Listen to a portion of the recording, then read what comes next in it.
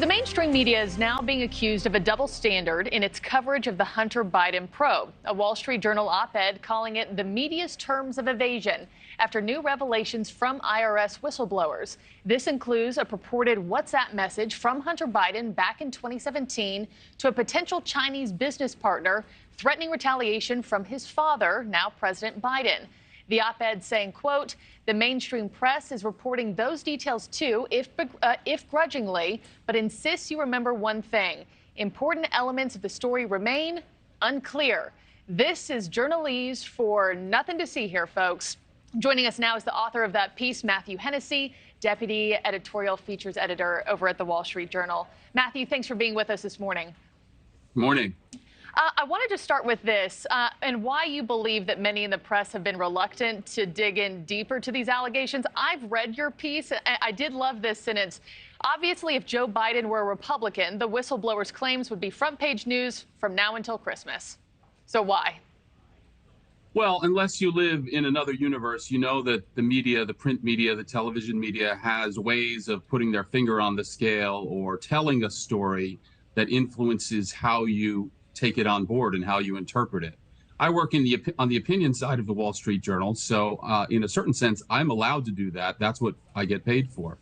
But on the news sides of these organizations, they're at least in theory supposed to play it straight. And the way this story has been reported, as I point out in the places like the New York Times and the Washington Post, has been anything but straight.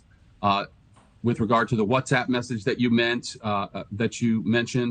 it's couched in terms of, well, the details here are unclear. It's unclear whether the message is even real. It's unclear whether Joe Biden was actually sitting with Hunter Biden when the alleged message was sent.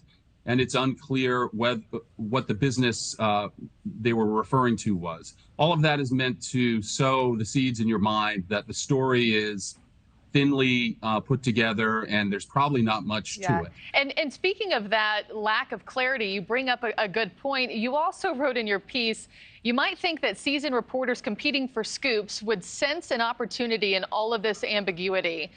But I guess my question to you, couldn't some of this lack of clarity be justified since, so much has left to be confirmed, or no? How do you answer to that? My answer is get the story. Ask the questions, find out why it's unclear. It's not acceptable simply to point out that it's unclear. You need to solve the mystery. And so many of them are reluctant to do it, in my opinion, because they don't view their job as afflicting a Democratic president. They view it as comforting a Democratic president, as protecting him from Republican motivated plots to unseat him. Now, many in the media are swing left. That's not a secret either.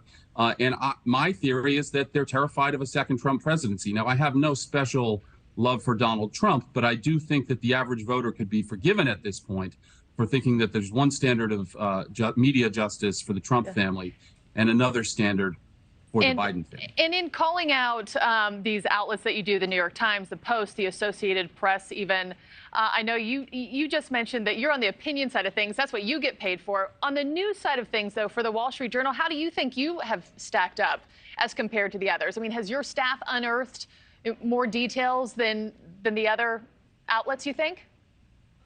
No, not necessarily. I think that if you were to compare the stories side by side, you would conclude that the Wall Street Journal plays it straighter than the rest of them. I'm not going to sit here and comment specifically on my colleagues' stories. That would be, as we say, uncollegial. But I think that anyone with a sort of an honest approach to this can read the stories that they see in what are, we call the mainstream media and on the big cable networks.